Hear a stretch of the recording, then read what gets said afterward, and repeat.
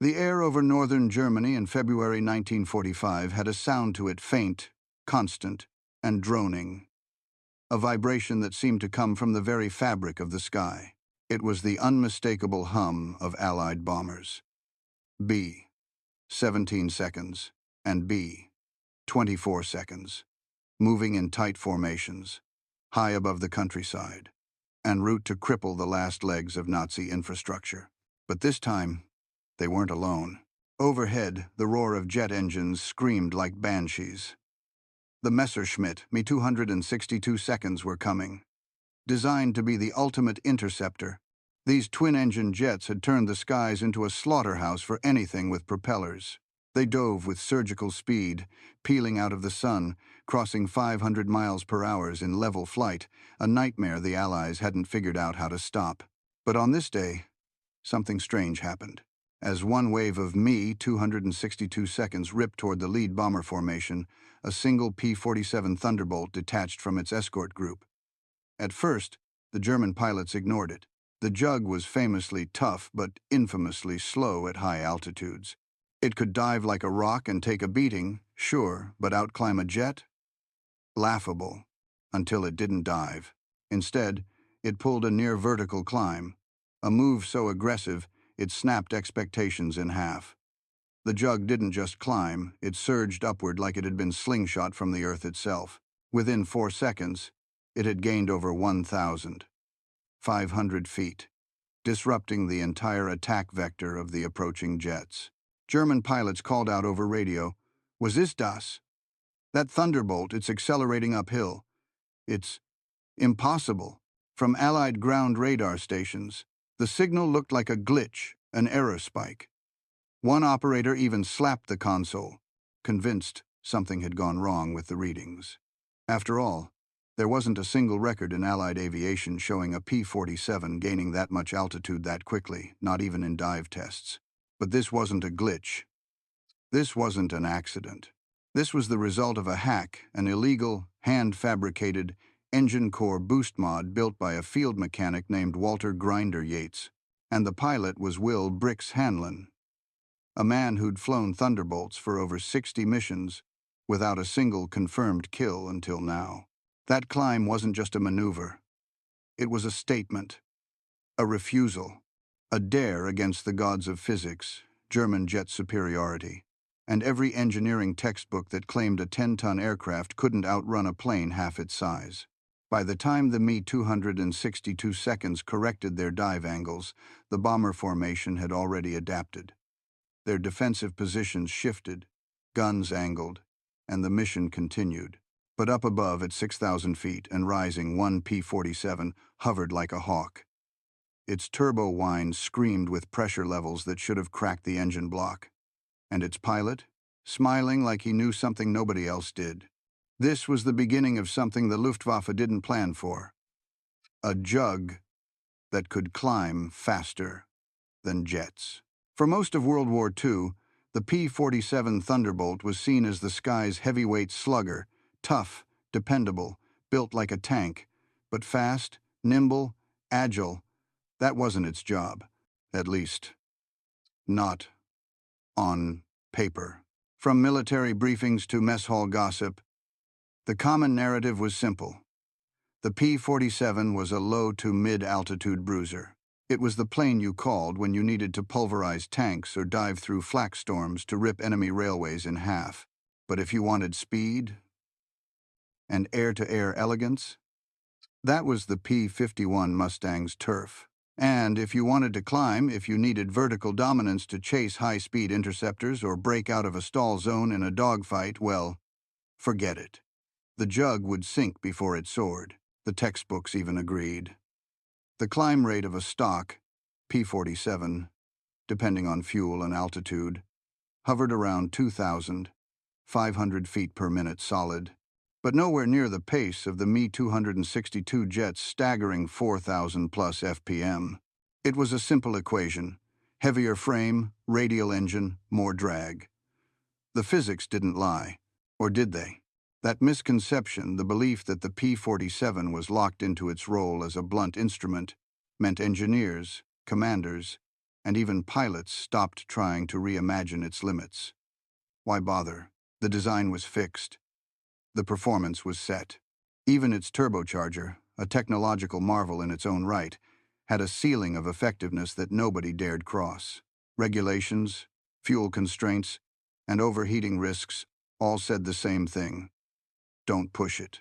But in 1945, while engineers in white coats argued over schematics, a scrappy ground mechanic stationed in France was doing the unthinkable, breaking the rules by trusting what the math didn't show. Walter, Grinder, Yates didn't care about theory. He cared about output, pressure curves, temperature thresholds, and how far you could twist a radial beast before it bit back. He noticed something strange during a routine engine test. The pressure in the intercooler loop, when unthrottled at ground level, spiked just shy of critical, but held long enough to simulate a forced superclimb. It was like the engine wanted to leap, but the regulators kept it in chains.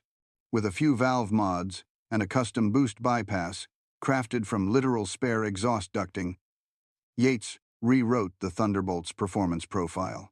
The result? A P-47 that didn't just survive at high RPM, it thrived. A modified turbocharger that fed the radial engine with so much compressed air, the Jug's power curve flipped. It could suddenly produce a torque surge that sent the plane up like a slingshot, even with full payload. Pilots didn't believe it until they flew it. The briefing room filled with skeptics. One officer even laughed and called it a junkyard science fair experiment. But when Will Hanlon climbed into that cockpit and pulled back on the stick, the world below dropped away faster than anyone could have guessed. It wasn't just an upgrade. It was a challenge to every pilot who thought they knew what the P-47 could do. Because now, one of the heaviest fighters in the Allied arsenal had just been rewired to defy gravity and every myth tied to its name. Not by a factory, not by a general, but by a mechanic in a muddy airfield with a blowtorch and a brain wired for combustion. Walter Yates didn't look like a revolutionary. If anything, he looked more like someone who fixed tractors on a Midwest farm than someone who could outwit German jet engineers. Short, broad-shouldered, with soot constantly streaked across his uniform and fingernails permanently stained by engine grease, Yates had the air of a man married to machinery. To the brass, he was just a line mechanic. He was their last hope when the engines screamed at altitude. But behind his calm, blue-collar exterior was a mind that burned with one obsession: beating the jet age before it fully arrived. Grinder, that's what the airmen called him, was stationed at a rough Allied airstrip in northern France. The war had changed by 1945. The Luftwaffe's once mighty air force was dwindling, but its technological edge remained razor-sharp. German Me-262 jet fighters were appearing in greater numbers, and their blinding speed made them nearly untouchable to piston-powered planes. The Allies needed a miracle. What they got was Grinder. He began tinkering not out of ambition but frustration. After watching yet another P-47 return with holes in its tail from a Me-262's rear approach, Yates had had enough. If no one would send the P-47 back to the drawing board, then he'd bring the drawing board to the P-47. And he didn't need factory parts. He needed pressure, precision, and nerve. His plan? Strip out the wastegates and redesign the turbocharger routing. In stock condition, the P-47's turbo system was governed tightly to prevent overheating and mechanical strain. But Yates realized that the core of the engine, the Pratt & Whitney R2800 double wasp, was vastly underutilized. Built to endure punishment, the engine had more give than the manuals admitted. So Grinder drafted a new configuration. Divert the intercooler bleed valve. Channel higher pressure air directly into the manifold under controlled throttle bursts, and weld a hand-fabricated pressure sheath to handle the spike load. The result was dangerous and brilliant. The new setup added a short-lived but explosive pressure surge, an engine core boost, as he later called it, that gave the aircraft a rocket-like vertical push. It wasn't sustainable for long, but that didn't matter. A P-47 didn't need to stay boosted for an hour, it just needed 7 seconds to get above or away from jet fighters. Those seconds could be the difference between a kill or being killed. Other mechanics called him crazy. Pilots were wary. One even refused to fly the test version. But Will Hanlon, a former crop duster from Ohio with a gambler's heart, volunteered. He trusted Yates not because of rank or regulation, but because of the look in Grinder's eyes. The look of a man who had solved something no engineer dared to try. Hanlon's first test flight didn't go unnoticed. From the ground, officers watched the jug shoot off the runway, rising almost unnaturally into the sky. Radar logged the climb rate at 22,000 feet per minute during the boost arc, far exceeding any Allied prop aircraft on record.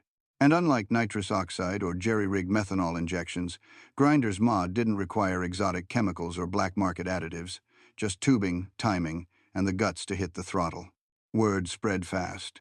Within days, 2 more jugs were modified. Within weeks, Grinder's unofficial blueprints were whispered among forward airfields. But the high command? They ignored it. Too dangerous, too unofficial, too many risks. And yet, pilots kept requesting the Grinder mod. Yates didn't want credit. He didn't want medals or commendations. What he wanted was simple. Give the P-47 a fighting chance. And in doing so, he turned the war's heaviest fighter into something no one expected, an aerial sprinter that could challenge jets head-on. This wasn't just mechanical innovation. It was mechanical insubordination, a rebellion forged from heat, pressure, and a mind that refused to believe that limitations couldn't be broken. And before the war was over, Grinder's junkyard turbo science would earn its place in one of the most unbelievable dogfights of the decade. Will Hanlon never set out to be a hero. Born on a farm outside Dayton, Ohio, he spent his teenage years flying crop dusters, threading between treetops with barely a foot of margin. Flying wasn't just his passion, it was his second skin. When war came, he swapped fields for front lines, cockpits for combat. But his instincts remained the same. If you're not pushing the limits, you're losing the fight. Hanlon had always favored the P-47 Thunderbolt. Some called it a flying brick. Others, an indestructible hammer. He just called it home.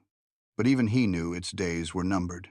The arrival of the Me-262 changed everything. The German jet sliced through formations like a scalpel, untouchable at 540 miles per hour, and nearly impossible to dogfight using traditional maneuvers. The P-47 was tough. Yes, but toughness didn't matter if you couldn't catch the enemy. When Grinder first approached Hanlon with the modified engine configuration, he didn't hesitate. "I've flown worse," he shrugged, eyeing the reinforced turbo piping with curiosity rather than fear.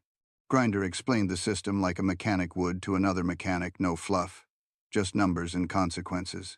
The boost would engage with a throttle detent, spiking manifold pressure to near critical levels for just a few seconds. Too long, and the engine could seize or explode. Too short, and the climb advantage wouldn't materialize. Hanlon's first flight was meant to be a systems test. Just a controlled takeoff, a few controlled bursts, nothing fancy. But the second his wheels left the ground, he felt it. The jug didn't just lift, it launched. As he nudged the detent, a sudden roar shook the airframe, and the nose pitched up as if yanked by an invisible wire. The altimeter spun like a roulette wheel. In 4 seconds, he had cleared 1,500 feet, nearly triple the usual climb rate. He circled once and landed. The ground crew thought something had broken. Hanlon just grinned and said, "She doesn't fly anymore, she punches the sky." That was all the permission Grinder needed. What followed was a series of carefully monitored flights, each pushing the system harder. Hanlon mapped the response curve, noting exactly how long the core could sustain the boost before thermal degradation began. He found that a 3 to 4 second burst provided the best trade-off between power and safety. Anything longer risked cracking the cylinder walls or blowing the turbo seals. But flying wasn't just about performance. It was about feel, and Hanlon felt something different, something alive in this modded jug. It wasn't just faster, it was free. No longer was he outclassed by jets. With careful timing, he could outclimb, outmaneuver, or at least outfox the enemy long enough to take a shot or escape. The real test came a week later, when Hanlon was scrambled with two others to intercept a reconnaissance sweep. Intelligence suggested a lone enemy scout. What they found instead were three Me 262 seconds fast, high, and already moving to engage. Hanlon didn't wait. He throttled up, aimed the jug at the lead jet, and hit the boost. The world blurred. The G-force pressed his spine into the seat. He rocketed up into their arc, too fast for them to adjust. In a split second, he was behind the third jet, firing short, controlled bursts. Tracers stitched across the sky and struck gold. The enemy banked hard, but the wings sheared off under pressure. One down. The remaining jets scattered, unwilling to duel with a jug that climbed like a rocket. Hanlon's P-47 didn't sustain the boost. It didn't need to. The opening seconds had changed the game. Back at base, the kill was confirmed. But the real story wasn't the downed jet. It was that a slow Thunderbolt had gone vertical and won. That mission cemented the engine core boost as more than a theory. It was proof. Hanlon had done what no one thought possible: force jet fighters to run. He was still just a farm boy at heart. But now, he flew like a bullet, blessed by science, defiance, and the raw will to outfly death itself. By late March 1945, the tide of war had shifted, but the skies over Europe remained brutal. The Luftwaffe had grown desperate, and their jet squadrons operated more aggressively than ever. The Me 262 seconds, with their blistering speed, could appear, strike, and vanish before traditional prop-driven fighters could react. Entire bombing runs were being scrapped due to the risk of jet interception. The Allies needed a breakthrough, and Grinder's modified P-47 seconds, freshly equipped with the engine core boost, might be the key. Command authorized a limited test under combat conditions. A squadron of Thunderbolts retrofitted with Grinder's system would escort a high-priority bombing run deep into German territory, targeting an aircraft production facility near Augsburg. Intelligence reported frequent jet patrols in the area. It was risky, but that was the point. If the new system could hold its own here, it could hold anywhere. Will Hanlon led the flight. From the first minute, everything went wrong. Heavy flak greeted them near the border. One bomber dropped back with engine trouble. The P-47 seconds formed up, tighter than usual, scanning for contrails and flickers of silver in the upper sky. Then they came. Two full squadrons of Me 262 seconds, at least 12 fighters rushed in from high altitude. The jets began their classic tactic: dive fast, strafe hard, climb out before return fire could find them. But Hanlon had waited for this moment. He barked the code over comms. Torch it. 4 jugs hit the detent. Their engines screamed, and like synchronized missiles, they launched straight up toward the jets, cutting across their dive path. For a split second, both sides froze in disbelief. The jets were expecting a chase, not an interception. Hanlon locked onto one Me 262, pulled hard into a vertical roll, and hit the boost again. The Thunderbolt groaned under stress, but the arc closed. Tracers spat out, lighting the sky, and clipped the wing of the jet. The Me 262 spiraled down, trailing smoke. Another jug went after the second wave. They weren't just defending the bombers anymore, they were dictating the fight. Every time the jets tried to escape upward, the modded P-47 seconds were right behind them. 2 more German aircraft were downed that day. And perhaps more importantly, the bombers dropped their payloads without a single loss. The mission, later codenamed Breakthrough Run, changed how Allied command viewed prop fighters in the jet era. Debriefings buzzed with disbelief. A Thunderbolt had outclimbed and intercepted a jet mid-dive. Another had matched its lateral acceleration during a strafe loop, something considered physically impossible for a radial engine fighter. Grinder's engine core boost wasn't just viable, it was lethal. Suddenly, hangars across the 8th Air Force were flooded with requests. Pilots wanted the system. Mechanics demanded blueprints. Senior officers who once scoffed at Grinder's tinkering were calling for production runs.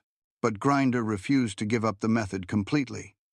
He insisted on modifications for each aircraft individually, refusing to allow mass installation without his oversight. "You can't install this like it's a spark plug," he warned. "One mistake, and you've got a 1,000-pound fireball." This cautious rollout kept the system limited but effective. Within weeks, 3 more squadrons had modded jugs. Missions that once relied on speed and evasion began to rely on ambush and vertical assault. Air superiority wasn't about who was faster. It was about who could hit hardest first.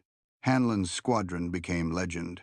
Pilots from other units would whisper about those jug jockeys with rocket engines, not knowing it was just radical airflow redirection and precision overboosting. In the mess halls and control towers, a new joke spread. They said the jets could fly faster than the jug, until the jug flew straight up and met them halfway.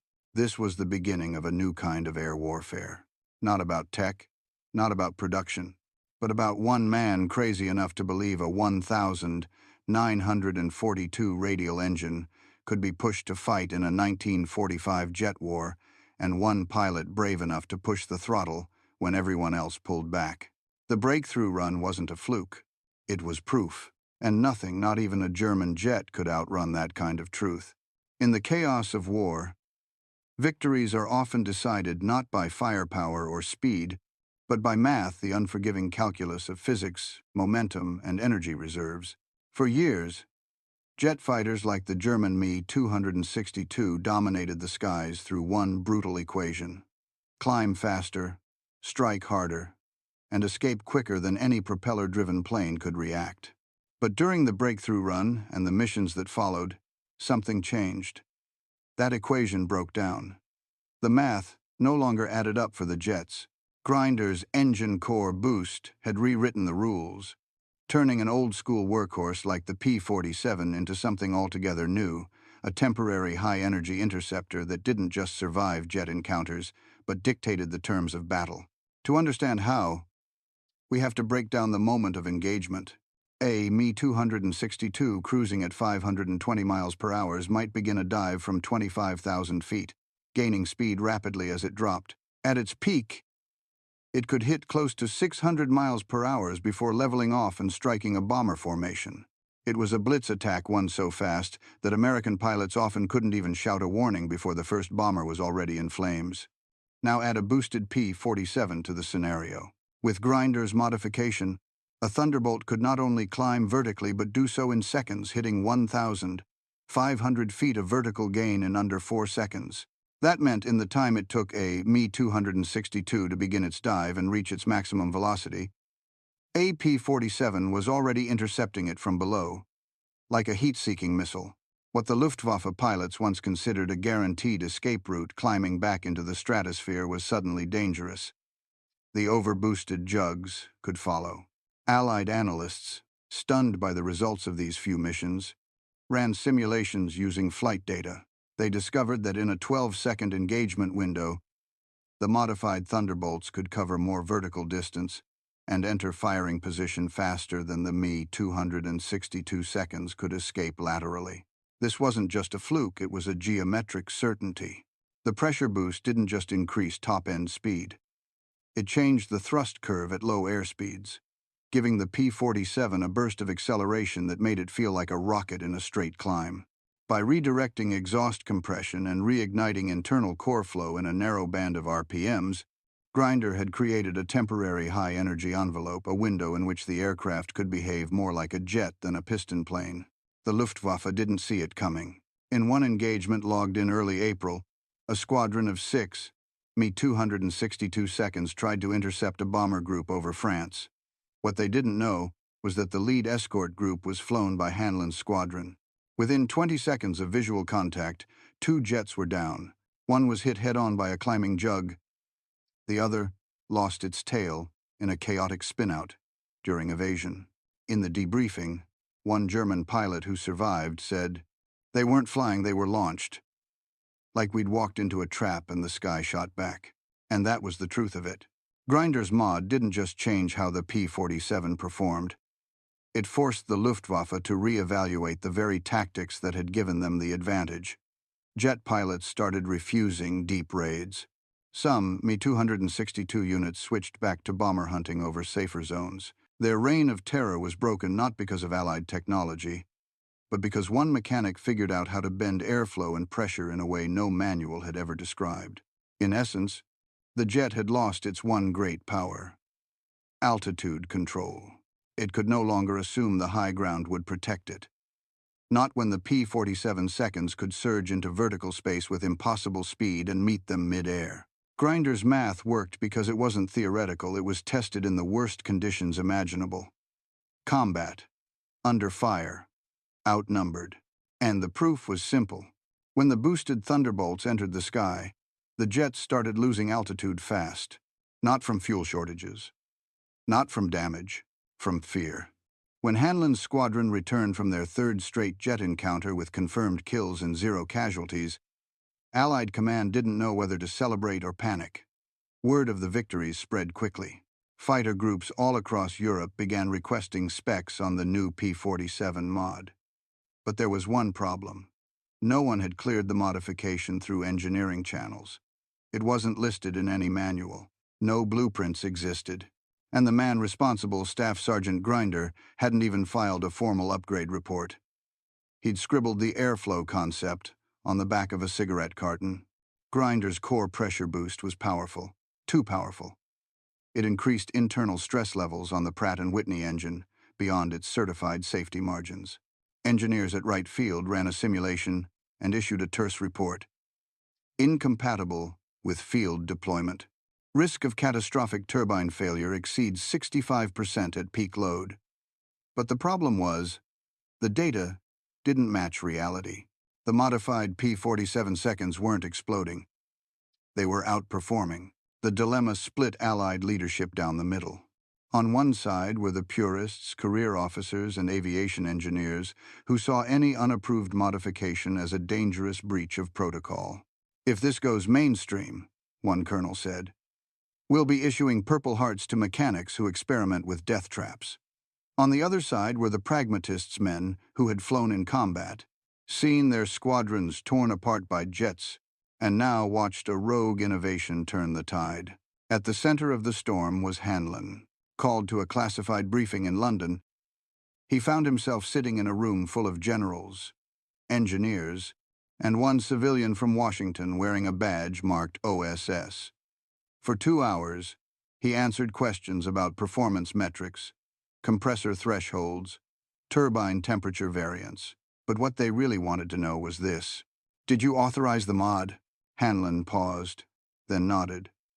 "I didn't just authorize it," he said. "I insisted on it. I trusted Grinder, and he delivered. You want results, this is how we get them." The room fell silent. In that moment, the brass understood something dangerous. The line between innovation and insubordination had blurred. The rules of war, especially air war, were evolving too fast for bureaucracy to keep up. In the field, necessity had become the mother of not just invention, but survival. The next day, the War Department classified Grinder's modification. Officially, it was labeled unsafe and unauthorized for further field replication. Unofficially, a dozen P-47 groups received anonymous guidance packets detailing potential cooling flow enhancements and exhaust redirection theories, a bureaucratic smokescreen for the same mod. Some units adopted it immediately. Others hesitated. The ones that did? They stopped losing pilots to jets. Back in France, Hanlon returned to base to find his squadron grounded. Not for punishment, but for review. Every aircraft had to be inspected. Engineers from England arrived to examine the mods. They brought clipboards, formulas, even slow-motion cameras. But none of them could explain how the hack worked without destabilizing the engine. Only Grinder could walk them through it, and he did so casually, sketching flow vectors on the side of a hangar wall. One general reportedly muttered, "This kid's either a genius or a ghost." Grinder wasn't interested in promotion. When asked what he wanted, he just said, "Time and tools." Instead, they gave him orders to return to a secure base in England. He declined. "My boys are still flying," he said. "I'm not leaving until they stop bleeding." Command relented. The truth was clear. The boost worked, and the fact that it scared the engineers only proved how far behind the labs had fallen. Over the next few weeks, word of the mod leaked further than anyone expected. Soviet advisors in France took interest. German prisoners overheard pilots talking about it. And rumors reached Berlin. American prop fighters, climbing like jets. What started as a field experiment had become a legend so powerful. The only way command could contain it was by pretending it never existed. December 4th, 1944. The skies over western Germany were unusually clear, a rare winter break in the clouds. Captain Hanlon's P-47 sat on the forward airstrip near the town of Nancy. Engines humming with restrained power. What he was about to attempt wasn't part of the mission plan. In fact, it wasn't part of any official doctrine. But the Luftwaffe had gotten bolder.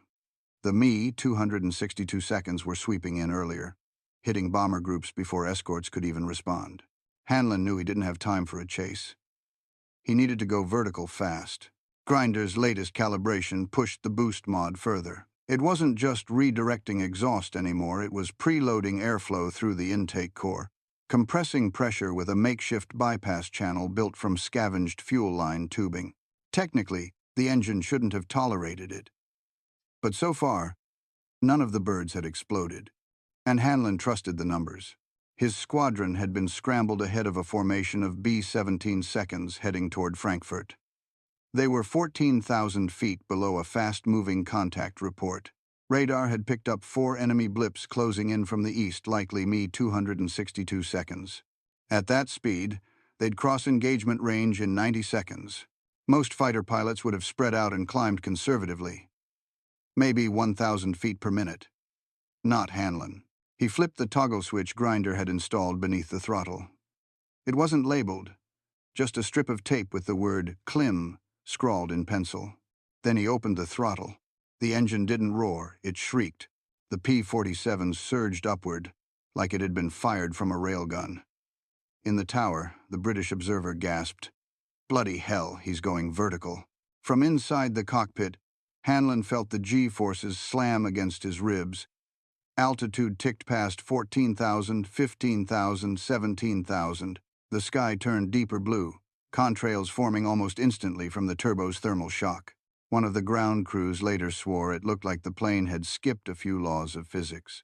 He hit 1,500 feet in just over 4 seconds. From that position, dead above the bomber line, he spotted the jets. 4 of them, dark streaks coming in low, attempting to cut through the middle of the formation and escape out the other side before escorts could intercept.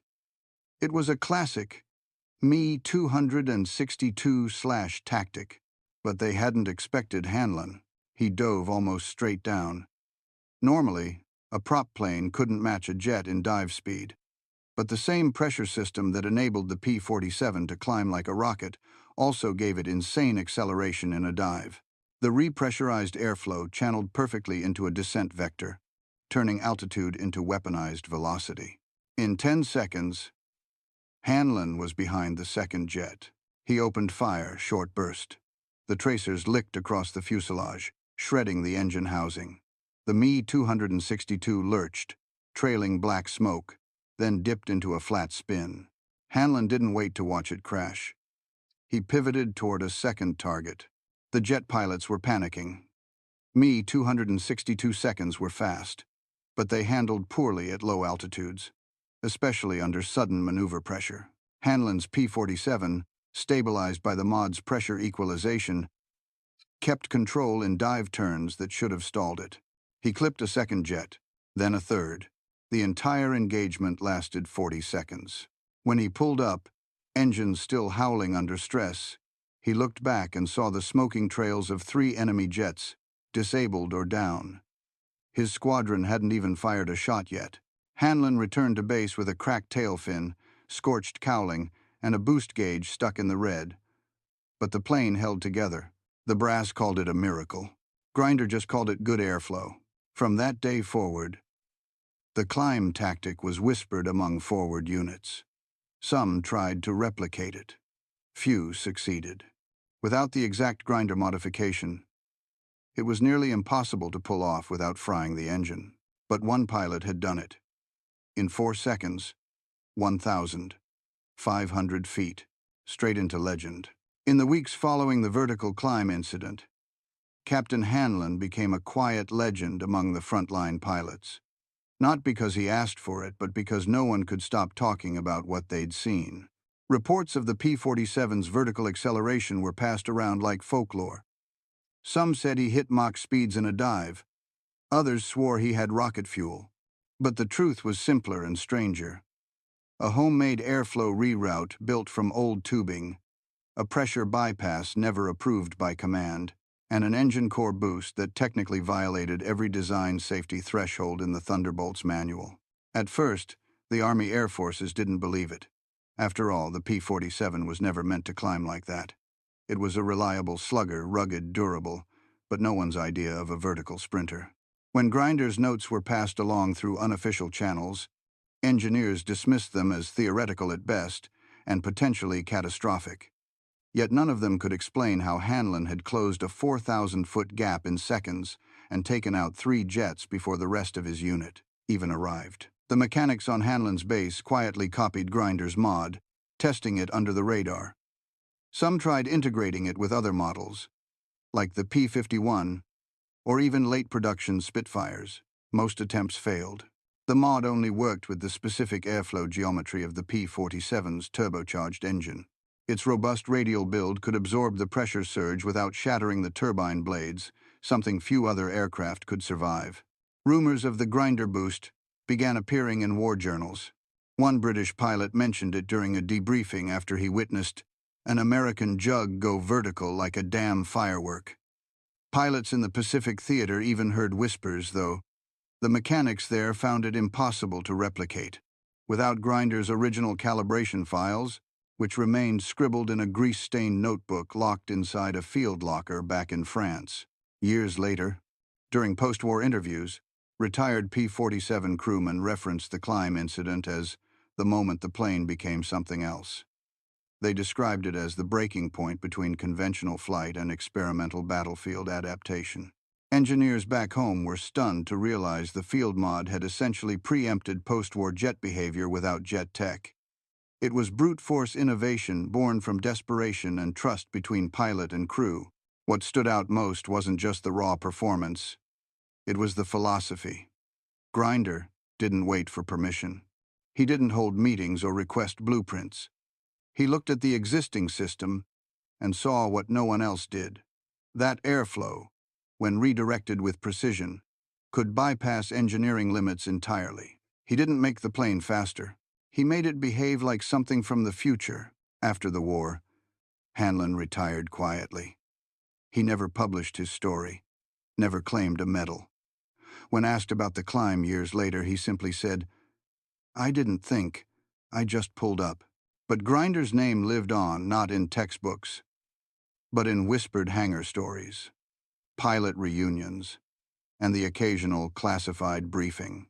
His boost system would go on to influence early post-war experiments in compressor cycling and ram air acceleration. Some even credit it as a precursor to the afterburner. Today, few remember the names, but the story? The P-47 that hit 1,500 feet in 4 seconds and struck down jets in a single pass? That story never died. It's the kind of thing that shouldn't have happened, but it did, because one mechanic dared to say, "What if?" It's easy now, decades later, to look back and file stories like this one under fluke or myth. A lone Thunderbolt climbing faster than physics said it should. A mechanic with no formal clearance, bypassing protocols to build a device no blueprint supported. And a pilot trusting it all, not because he had data, but because he had faith in the man who handed him a wrench and said, "You'll need this." But there's something bigger underneath it all. This wasn't just an underdog tale or another wartime miracle. It was a collision point between machine limits and human imagination. In an age before simulations, before AI-assisted design, before CAD modeling or wind tunnel arrays that could be generated with software, there were men like Grinder who stared at a metal cowling and saw not what it was, but what it could be. The engine core boost, as it was later unofficially dubbed, wasn't just an airflow patch. It was a rebellion. It was a middle finger to institutional caution, a defiance of the safe path. The thing no engineer dared to greenlight until it worked in the sky, and by then it was too late to stop. What's even more extraordinary is that it wasn't backed by budget, or rank, or approval. It was a piece of pipe from a wrecked British Spitfire cooling unit welded into an air pressure distributor salvaged from a grounded B-17. The key connector was hand-machined from melted-down shrapnel casing. This wasn't military procurement. This was back-alley genius on a deadline. And it saved lives. That P-47 didn't just outclimb me 262 seconds, it broke the narrative. Before then, jets were considered untouchable once airborne. The Luftwaffe had fear on its side. Every Allied pilot knew that if a 262 got the drop on you, you ran or you died. But that day, the rules changed. Because one jug didn't run. One jug went up. At reunions in the decades that followed, the story would be told again and again, always with different emphasis. Some remembered the sound of the climb. Others swore the clouds parted like curtains. But every single person who saw it agreed on one thing. They had witnessed something that shouldn't have been possible. Some of the younger mechanics called it Grinder's Law. The idea that every system has at least one point of failure, or brilliance. You just have to look for it long enough and care enough to try. And Grinder cared. He cared so much he nearly got court-martialed for unauthorized modifications. He cared so much he slept on the hangar floor for 4 nights leading up to the test flight, calibrating the balance with fishing weights and string because he didn't have a precision scale. He cared enough to risk getting someone killed. And when it actually worked, he didn't gloat, didn't demand recognition. He just nodded and went back to cleaning his socket wrenches. That's who he was. Maybe that's the point of this whole story. Not just the wild maneuver, or the flashbulb moment of a P-47 rocketing skyward like a missile, but the idea that, in the right hands, even a slow aircraft, even a rejected prototype, even a rusted piece of spare tubing can defy the impossible. The day the Jug climbed 1,500 feet in 4 seconds, it didn't just outfly jets. It rewrote the limits of human innovation with nothing but instinct, courage, and a wrench.